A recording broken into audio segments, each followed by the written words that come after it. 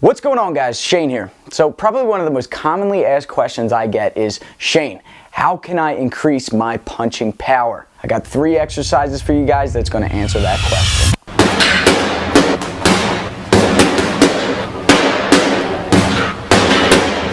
Alright, let me first remind you guys that violence is not cool. Fighting should only be done in self-defense, and bullies suck. Alright, so we're going to dive right into it. The first exercise is a full body exercise. It's called a snatch. Okay, you can be doing it with a dumbbell. I recommend doing it with a dumbbell, but you can also do it with a straight bar. Okay, what a snatch is, you're working your legs, you're working your core, you're working your back, okay, you're working your shoulders a little bit, but it's all about that explosive, big, quick, violent movement. Okay, what you're going to be doing here is throwing some heavy weight, using your hips, using your legs to explode forward, raise that weight up above your head. Okay, then you're going to reset, come back down, and then you're going to go right back into it. Okay, I recommend doing this exercise with, like I said, pretty heavy weight. Obviously, you start out light. Make sure you get your form down, and this is an exercise that takes a lot of practice. So I made a video for you guys teaching you how to correctly do a snatch. Make sure you click that, watch that video, and practice your snatches if you want to gain that overall strength, that explosiveness, okay, so that you can fire off big, powerful punches. If you don't have access to weights, a modified version of the snatch is pretty much just a burpee. Okay, you're going to be working very similar muscles. Make sure you're focusing on getting those hips in, big explosive movements, big jump at the end. Make sure you're doing that push-up when you go down too. All right, let's move on to number 2. The next exercise involves a medicine ball. Okay, you can lay on your back and grab about a 10, 12, even a 15-pound medicine ball, and you're just going to explode using your chest, using your shoulders, using your triceps and back to just throw that ball as far up into the air as you can. Try to keep it straight so it comes straight back down. You catch it, and then boom, you just explode right back up. These are motions similar to a punch. You're using the very same muscles, okay, in the arms, in the chest, in the back, boom, to explode forward. There's a lot of variations you can do with this too. You can stand upright with a lighter, smaller medicine ball and just sort of throw it into the wall, let it bounce back, pick it back up, and then boom, or you could throw it to a partner and have them throw it back to you. Okay, both arms, working your right, working your left, and try to keep the opposite hand up, okay? Just like you're fighting, just like you're throwing a punch. If you don't have access to a medicine ball, you don't have a medicine ball, just do some plyometric push-ups. Down, regular push-up position, except when you come up, you want to explode up so your hands leave the ground. You could do it so that your feet leave the ground too. You got to keep your core and your butt, your glutes tight when you do that. You could do clap push-ups where you come up, clap your hands. You could do it and slap your chest and back down. And if you're not strong enough yet, then try it from your knees and work your way up. Do it from your knees and explode up with push-ups. That's okay too. All right, the third exercise is strapping on that leather and hitting heavy bag as hard as you can. I've said it before, when a runner wants to get faster, he doesn't strap weights to his ankles. He goes out to the track and he runs faster. Each and every time he tries to go a little bit faster. So what I want you to do is make sure you wrap your hands up, put on 14, 16 ounce boxing gloves, go to a heavy bag and just wow, throw your hooks as hard as you can, go into the body, go into the head, twisting your hips, putting your body into it.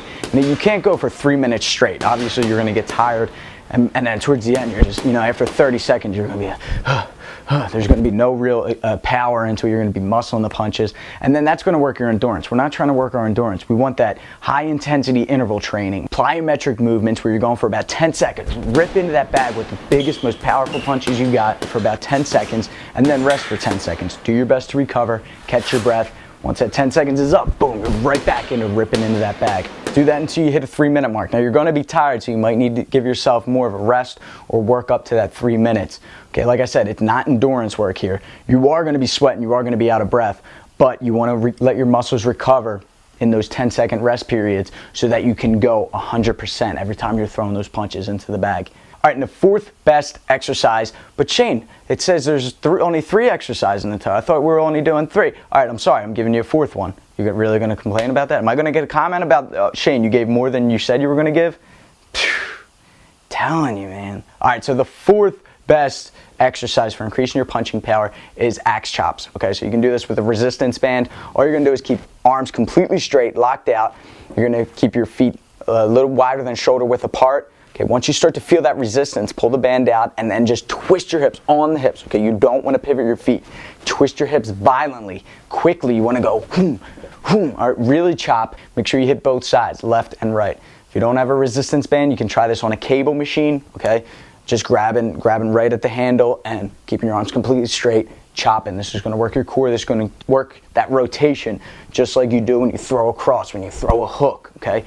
Uppercuts, even the jab. A bulk of that power comes from that rotation in the waist. All right, these are 3 exercises that are definitely, absolutely going to work the muscles, work the explosiveness, and get you more powerful punches. However, you guys got to remember not to overly concern yourself with power when you're punching.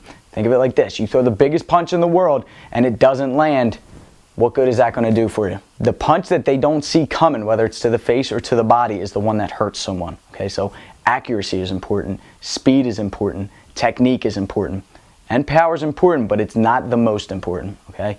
Make sure your technique is mastered before you start going to throw those big punches. With that being said, I want you to know that strength does not translate to power. Okay, so if you can bench press 225 pounds, that's great. If you can curl, 100 pounds, that's awesome. But this motion here isn't going to help you throw a big punch, okay? You got to be working exercises that's going to help these muscles, okay? This movement. But we are going to be uploading a series that teaches you how to deal with someone stronger, someone who does hit those weights, has more size and mass than you. We're going to teach you how to take them out. All right, so make sure you subscribe so you can get that the second it comes out. All right, guys, until next time, I'm Shane. Fight Tips. Guys, why don't you comment below? Tell me if you have a specific exercise that you like doing to increase your punching power. Share it with the rest of us. Share the wealth.